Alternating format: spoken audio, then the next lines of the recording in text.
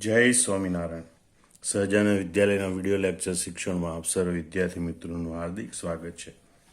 ધોરણ 12 રસાયણ વિજ્ઞાન પ્રકરણ 8 ડી અને એફ વિભાગના તત્વો. આજના લેક્ચરમાં આપણે સંક્રાંતિ તત્વના સામાન્ય ગુણધર્મો વિશે ભણીશું, તેમજ તેના લેટાઇસ બંધારણ વિશે ભણીશું. હવે સામાન્ય ગુણધર્મો માટે એક યાદ રાખવાનું પહેલેથી સૂત્ર જોઈ લઈએ, બરોબર? કે સામાન્ય ગુણધર્મો આપણે કેવી રીતે યાદ રાખવાના. તો કે ભાઈ ધાતપત્રી ઉચ્ચ આયની, પહેલા 4 શબ્દ આવા યાદ રાખવાના. ધાતપત્રી ઉચ્ચ આયની મતલબ કે ધાત્વી ગુણધર્મો ધરાવે. તણાવપણું, ટીપાવપણું, વિદ્યુત વાહકતા, ઉષ્મા વાહકતા, ચળકાટ વડે. પરમાણુ ત્રિજ્યાનો ગુણધર્મ ઉચ્ચ ગુણધર્મ. ઉચ્ચ ગુણધર્મો ધાતુના કહેવાય ગલન બિંદુ, ઉત્કલન બિંદુ, પરમાણવી એન્થાલ્પી. પર એટલે પરમાણુ એન્થાલ્પી અને હાઇડ્રેશન એન્થાલ્પી, આ બંને એન્થાલ્પી. આયનીકરણ એન્થાલ્પીનો ગુણધર્મ. એટલે પહેલાં આપણે આ 4 ગુણધર્મની ચર્ચા કરીએ, બરોબર? ધાતપત્રી ઉચ્ચ આયની. તો પહેલું આપણે જોઈએ કે લગભગ બધી જ સંક્રાંતિ ધાતુ, લગભગ બધી જ સંક્રાંતિ ધાતુઓ, ધાત એટલે ધાત્વીય, વિશિષ્ટ ધાત્વીય ગુણધર્મો ધરાવે છે. હવે વિશિષ્ટ ધાત્વી ગુણધર્મો કયા? એટલે એ મોટા ભાગે ધાતુમાં જ જોવા મળે, બીજા કોઈમાં ગુણધર્મ ના હોય, બરોબર? દાખલા તરીકે ઉચ્ચ તનન પ્રબળતા, ઉચ્ચ તનન પ્રબળતા એટલે કે તણાવપણું, બરોબર? એટલે કે ધાતુઓ છે એને ખેંચીને તાર બનાવી શકાય. લોખંડના તાર, એલ્યુમિનિયમના તાર, તાંબાના તાર, સોનાના તાર, ચાંદીના તાર, ધાતુઓના તાર બનાવી શકાય. એટલે ઉચ્ચ તનન પ્રબળતા એટલે કે તણાવપણું એ ધાતુનો ગુણધર્મ છે. ટીપાવપણું, ટીપીને પતરા બનાવી શકાય, ઇવન પાતળા વરખ પણ બનાવી શકાય. એ ટીપાવપણાનો ગુણધર્મ ધાતુઓમાં જોવા મળે. સોના ચાંદીના પાતળા વરખ બનાવવામાં આવે છે તે ટીપાવપણાના ગુણધર્મને કારણે. બીજું વાહ એટલે વાહકતા, વાહકતા, ઉષ્મી વાહકતા અને વિદ્યુત વાહકતા. ઉચ્ચ ઉષ્મીય વાહકતા. તમે જો ધાતુઓ છે એ ઉષ્માની સુવાહક હોય છે, બરોબર? બીજું વિદ્યુત વાહકતા.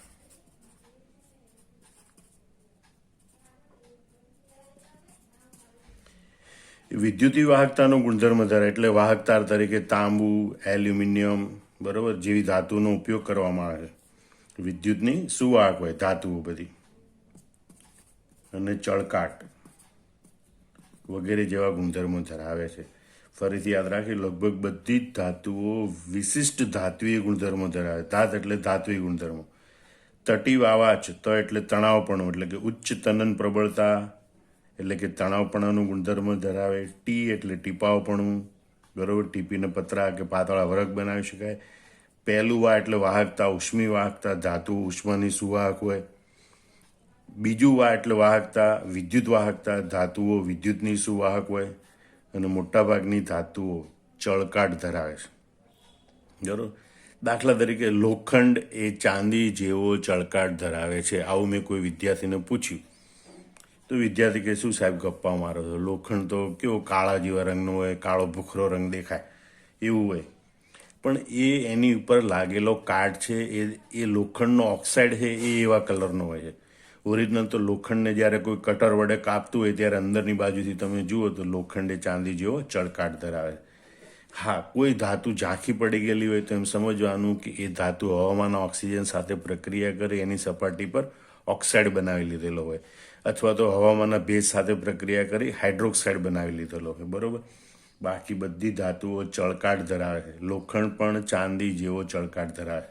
ફરતી આ મુદ્દો યાદ રાખો, લગભગ બધી સંક્રાંતિ ધાતુઓ વિશિષ્ટ ધાત્વી ગુણધર્મ ધરાવે. એટલે કે ધાતુના હોય એવા ગુણધર્મ. ખાસ કરીને આ 5 ગુણધર્મ છે: ઉચ્ચ તનન પ્રબળતા, તણાવપણું, ટીપાવપણું, ઉચ્ચ ઉષ્મી વાહકતા, ઉચ્ચ વિદ્યુત વાહકતા અને ચળકાટ. જેવા ગુણધર્મ ધરાવે છે. હવે આપણે જોઈએ બીજો ગુણધર્મ પરમાણ્વીય ત્રિજ્યાનો. તો કે ભાઈ તેમની પરમાણ્વીય ત્રિજ્યા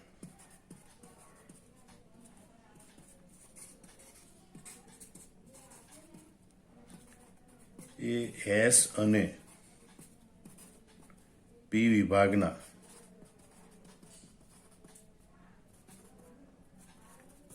તત્વોની વચ્ચેની હોય છે. એટલે કે એસ વિભાગના તત્વો કરતાં આડી વિભાગના તત્વોની પરમાણુ ત્રિજ્યા ઓછી હોય, પણ પી વિભાગના તત્વો કરતાં તત્વોની પરમાણુ ત્રિજ્યા વધારે હોય. એટલે પત્રી એટલે પરમાણુ ત્રિજ્યા એસ અને પીની વચ્ચે. ધેટ મીન્સ કે તેમની પરમાણુ ત્રિજ્યા એસ અને પી વિભાગના તત્વોની વચ્ચેની હોય છે. પછી આપણે જોઈએ દરેક શ્રેણીમાં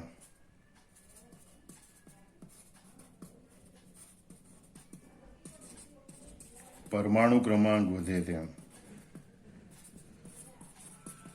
અથવા આપણે એમ કહીએ કે દરેક શ્રેણીમાં આપણે ડાબેથી જમણી તરફ જઈએ તેમ શરૂઆતમાં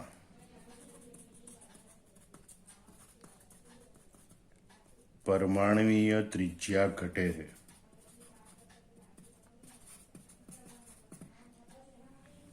બરોબર. શ્રેણી મધ્ય પછી, શ્રેણીમાં મધ્ય સ્થાને આવીએ ત્યાર પછી શ્રેણી મધ્ય પછી આ ઘટાડો ઓછો થાય છે.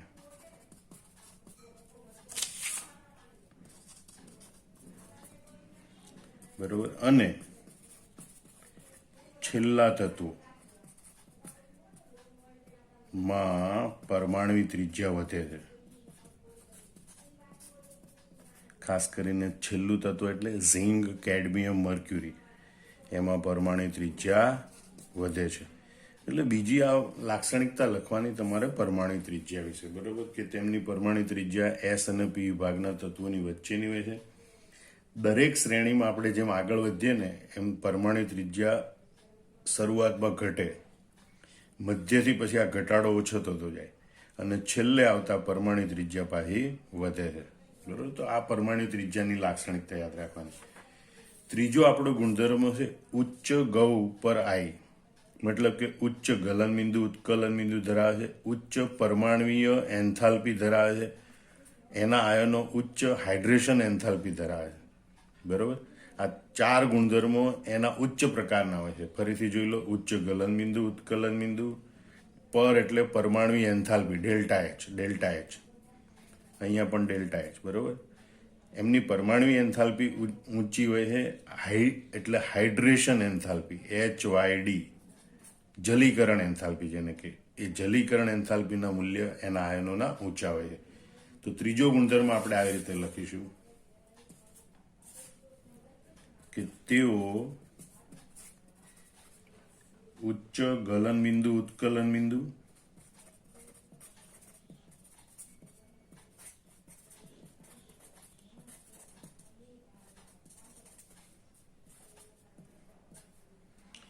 ઉચ્ચ પરમાણ્વીય એન્થાલ્પી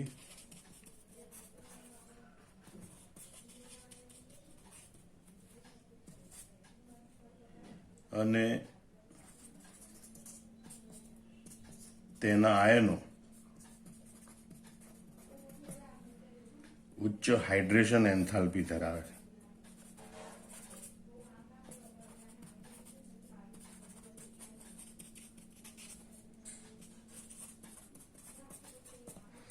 ફરીથી આ ત્રીજો ગુણધર્મ જોઈ લો. બરોબર. ઉચ્ચ ગૌ પર હાઈ, પર હાઈ, ઉચ્ચ ગલન બિંદુ, ઉત્કલન બિંદુ ધરાવે છે, ઉચ્ચ પરમાણુ એન્થાલ્પી ધરાવે છે તત્વો, અને તેના આયનો એ ઉચ્ચ હાઇડ્રેશન એન્થાલ્પી એટલે કે જલીકરણ એન્થાલ્પી ધરાવે છે. પાણીના અણુઓ પ્રત્યે તે પ્રબળ આકર્ષણ ધરાવે છે, વધુ ઉર્જા ઉત્પન્ન કરે છે, એટલે કે તેઓ ઉચ્ચ હાઇડ્રેશન એન્થાલ્પી ધરાવે છે. ચોથો ગુણધર્મ આપણે જોઈએ આયની. બરોબર. ધાતપત્રી ઉચ્ચ આયની, ધાતપત્રી ઉચ્ચ આયની. આયની એટલે આયનીકરણ એન્થાલ્પી એસ અને પી વિભાગના તત્વોની વચ્ચે હોય છે. એસ વિભાગના તત્વો કરતાં આયનીકરણ એન્થાલ્પી વધારે હોય, પી વિભાગના તત્વો કરતાં આયનીકરણ એન્થાલ્પી ઓછી હોય છે. એટલે પ્રથમ આયનીકરણ એન્થાલ્પી, આયની 1 એટલે પ્રથમ આયનીકરણ એન્થાલ્પીની વાત કરીએ છીએ આપણે.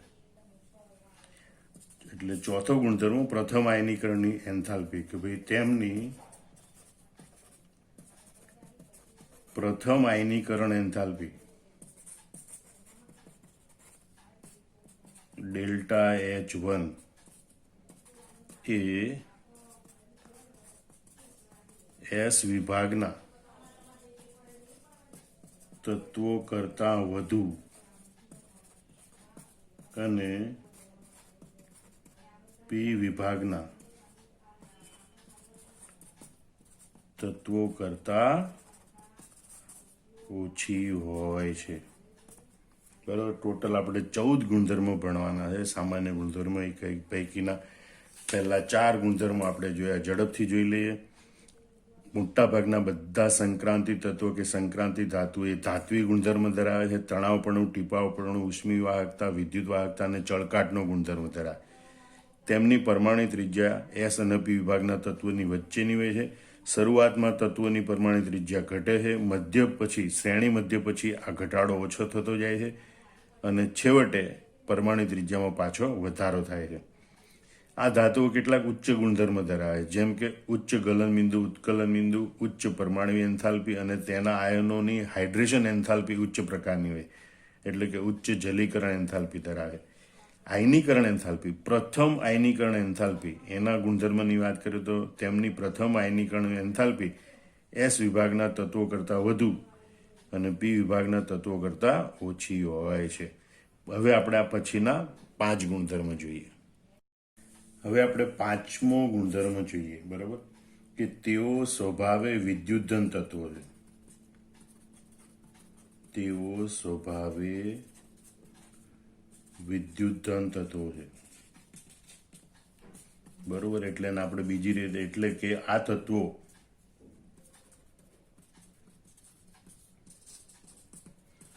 ઇલેક્ટ્રોન ગુમાવી ધન આયન બનાવવાની વૃત્તિ ધરાવે છે. એટલે ધન એટલે વિદ્યુતધન, ધન એટલે વિદ્યુતધન. અહીંયા તમારે યાદ રાખવાનું, ધનનો ઉદ્દી રંગ અણુ શું કહેવાનું? ધન ઓ અથવા ધન ઓક્સી. બરોબર. આપણે તો આમ બોલવાનું, ધન ઓ ઉદ્દી રંગ અણુ, ધન ઓ ઉદ્દી રંગ અણુ. ધન એટલે વિદ્યુતધન, ઓ એટલે ઓક્સિડેશન અવસ્થાઓ. તો બીજો ગુણધર્મ, છઠ્ઠો ગુણધર્મ આપણે જોઈએ કે ભાઈ તેઓ વિવિધ ઓક્સિડેશન અવસ્થાઓ દર્શાવે છે.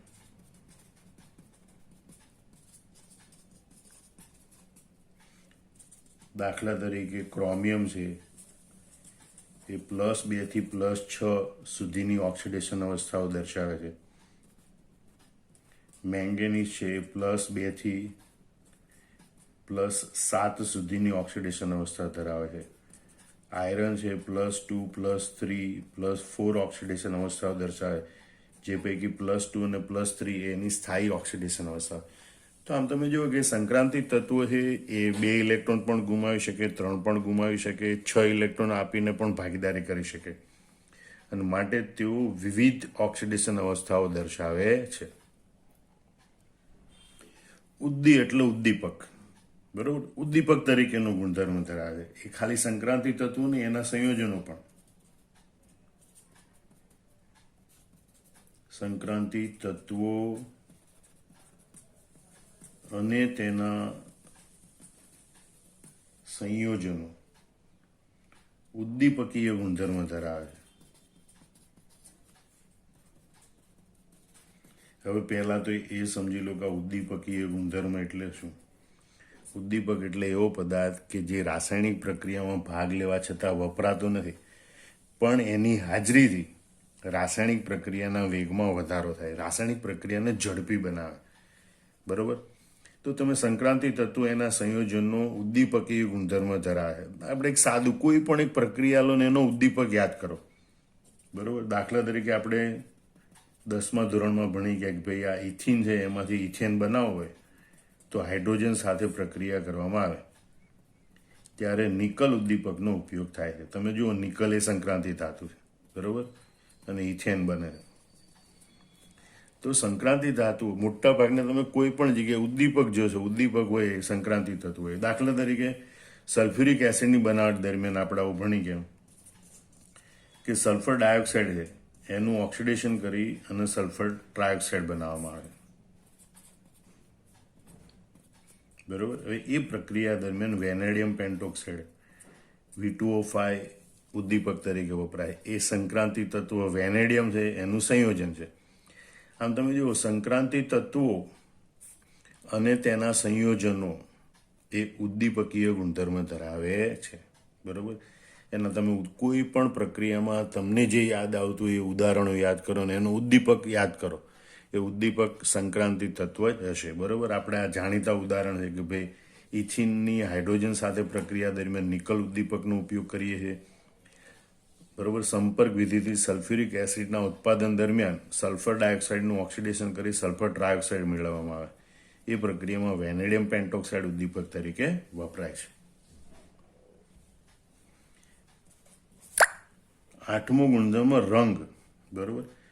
તો મોટા ભાગના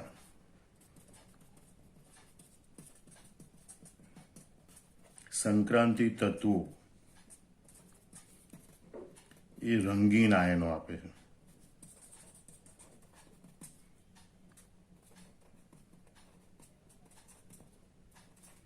મોટા ભાગના સંક્રાંતિ તત્વો એ રંગીન આયનો આપે. તમે પ્રયોગશાળામાં જાઓ અને તમને જુદા જુદા પદાર્થો છે એના દ્રાવણોની બોટલ ભરેલી જોવા મળે. એમાં જે પણ રંગીન બોટલ હોય એમાં તમારે પદાર્થ જોઈ લેવાનો. એ પદાર્થ હંમેશા ક્યાંક ને ક્યાંક અંદર સંક્રાંતિ તત્વ છે. દાખલા તરીકે તમને વાદળી રંગની બોટલ જોવા મળે, CuSO4નું દ્રાવણ ભરેલું હોય એમાં, તો વાદળી રંગીન છે એ એમાં રહેલા Cu2+ આયનને કારણે હોય છે, બરોબર. પોટેશિયમ ડાયક્રોમેટ જોવા મળે, માનો કે K2Cr2O7,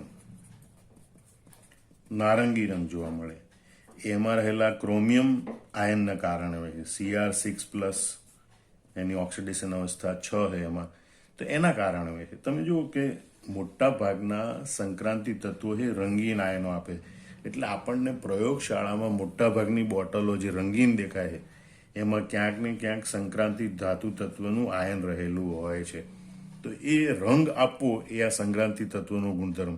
તમે જો પ્રયોગશાળામાં તમે સોડિયમ, પોટેશિયમ, જે S વિભાગના તત્વો છે એના સંયોજનો જોઈશો તમે, એક પણ રંગીન નહીં હોય, બરોબર. એ બધા રંગવિહીન હોય. જ્યારે સંક્રાંતિ તત્વો જોશો, કોપર, આયરન, Fe, બરોબર, નિકલ, એના બધાના સંયોજનો તમે જોશો તો એ બધા રંગીન દેખાશે. તો મોટા ભાગના સંક્રાંતિ તત્વો એ રંગીન આયનો આપે છે. હવે પછીનો ગુણધર્મ આપણે જોઈએ, 9મો ગુણધર્મ, કે તેમના સંયોજનો મોટા ભાગે અનુચુંબકી હોય છે. તેમના સંયોજનો મોટા ભાગે અનુચુંબકીય હોય છે. પેન ખલાસથી કે બીજી પેનથી લખીએ કે તેમના સંયોજનો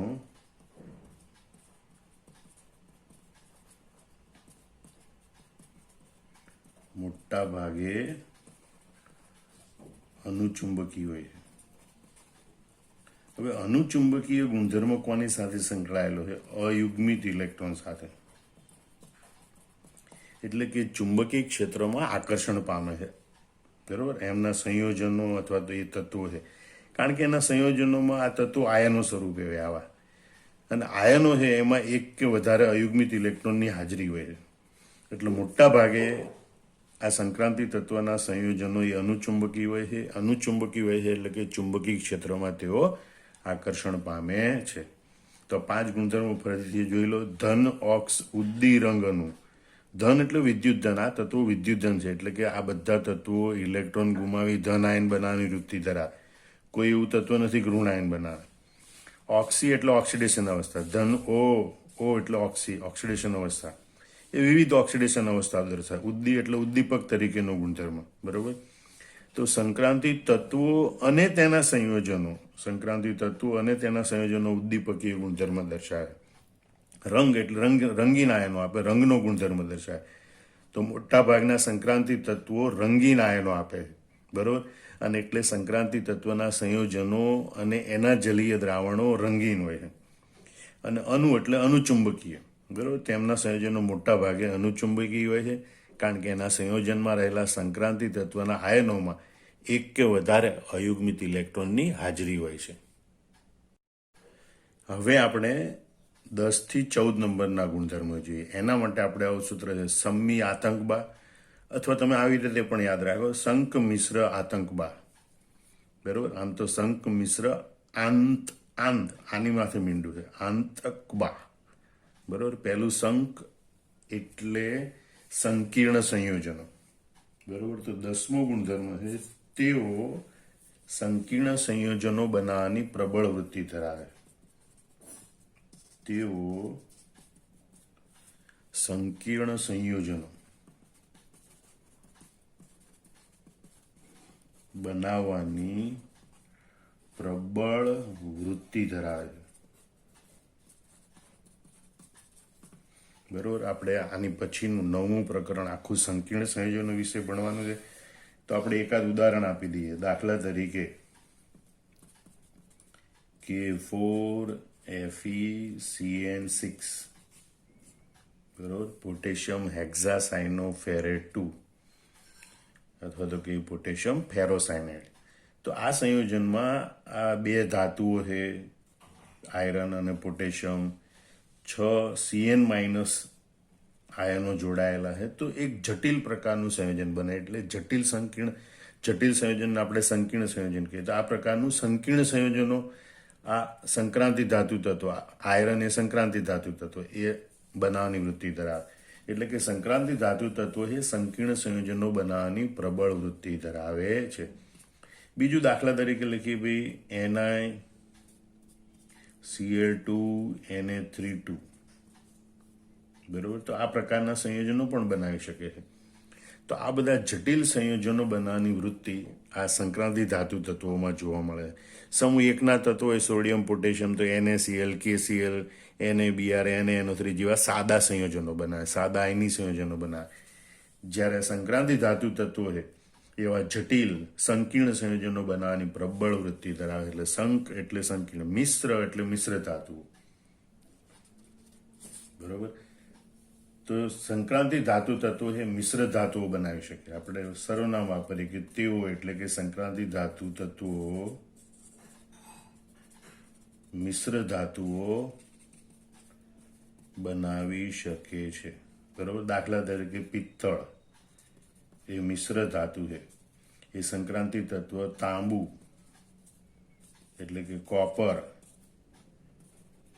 અને જસત એટલે કે ઝિંક ધાતુની મિશ્ર ધાતુ છે. આવું તો સંક્રાંતિ ધાતુ તત્વો મિશ્ર કરીને અનેક ઉપયોગી ધાતુઓ બનાવી શકાય છે, બરોબર. એટલે આ તો એક ઉદાહરણ માત્ર આપ્યું છે કે તેઓ મિશ્ર ધાતુઓ બનાવી શકે છે. એ સંક્રાંતિ ધાતુ તત્વોનો એક અગત્યનો ગુણધર્મ છે કે બે ધાતુઓને મિશ્ર કરી અને વધુ યોગ્ય, વધુ સારા ગુણધર્મો ધરાવતી મિશ્ર ધાતુઓ બનાવી શકાય છે. ત્રીજું આંત એટલે આંતરાલીય સંયોજનો, બરોબર.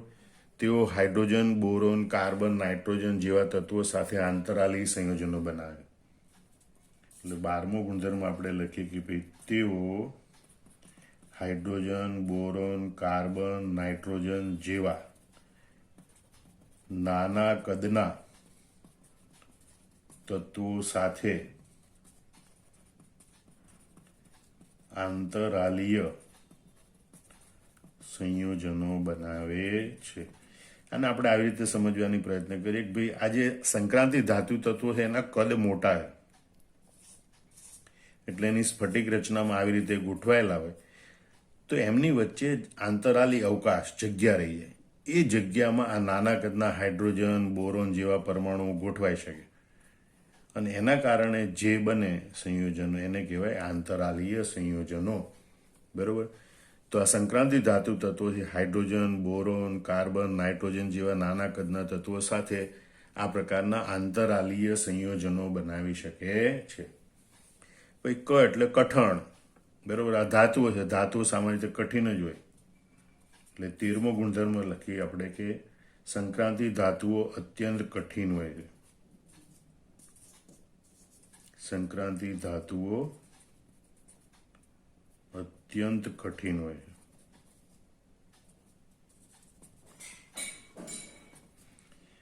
બરોબર. એટલે બધી ધાતુઓ કઠણ છે, એને સહેલાઈથી કાપી શકાતી નથી, તોડી શકાતી નથી. બધી ધાતુઓ છે, મજબૂત ધાતુ હોય, અપવાદરૂપ કેટલીક ધાતુ હોય, પણ સંક્રાંતિ ધાતુ તત્વો મોટા ભાગે બધા કઠિન હોય છે.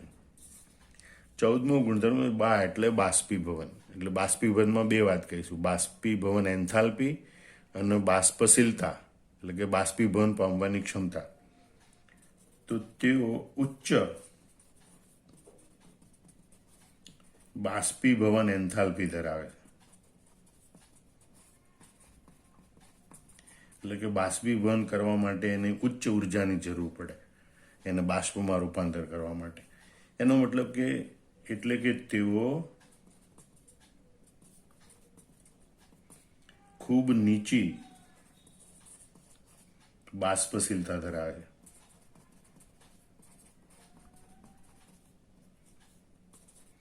એટલે કે સહેલાઈથી બાષ્પમાં રૂપાંતર પામી શકતા નથી. ફરીથી આ 5 ગુણધર્મો યાદ રાખો કે શંક મિશ્ર આતંકબા અથવા તો આંતકબા. આંત એટલે આંતરાલી, ક એટલે કઠણ, બા એટલે બાષ્પીભવન, શંક એટલે સંકીર્ણ. તો તેઓ સંકીર્ણ સંયોજનો બનાવવાની પ્રબળ વૃત્તિ ધરાવે. મિશ્ર એટલે કે તેઓ મિશ્ર ધાતુઓ બનાવી શકે. આંત એટલે કે તેઓ આંતરાલી સંયોજનો બનાવી શકે. હાઇડ્રોજન, બોરોન, કાર્બન, નાઇટ્રોજન જેવા નાના કદના તત્વો સાથે આંતરાલી સંયોજનો બનાવી શકે. આંત એટલે આંતરાલી. ક એટલે કઠિન. સંક્રાંતિ ધાતુ તત્વો અત્યંત કઠિન હોય છે, બરોબર. બાષ્પીભવન એન્થાલ્પી, તો તેઓ ઉચ્ચ બાષ્પીભવન એન્થાલ્પી ધરાવે અને માટે તેઓ ખૂબ નીચી બાષ્પશીલતા ધરાવે. બાષ્પીભવન એટલે કે વરાળમાં રૂપાંતર પામવાની ક્ષમતા એની ખૂબ જ ઓછી હોય. આમાં 14 સામાન્ય ગુણધર્મો તમારે યાદ રાખવાના. એના ઉપર આધારિત MCQ તમને પૂછી શકે, બરોબર, કે ભાઈ આ નીચે આપેલા 4 ગુણધર્મો પૈકી કયો ગુણધર્મ સંક્રાંતિ તત્વનો નથી, અથવા તો નીચેના આપેલા ગુણધર્મો પૈકી કયું વિધાન સાચું છે. એમ કરીને સાચા વિધાન, ખોટા વિધાન માટે પણ આ ગુણધર્મો પૂછી શકે. એ દ્રષ્ટિએ આ સંક્રાંતિ ધાતુના સામાન્ય ગુણધર્મો ખૂબ જ અગત્યના છે.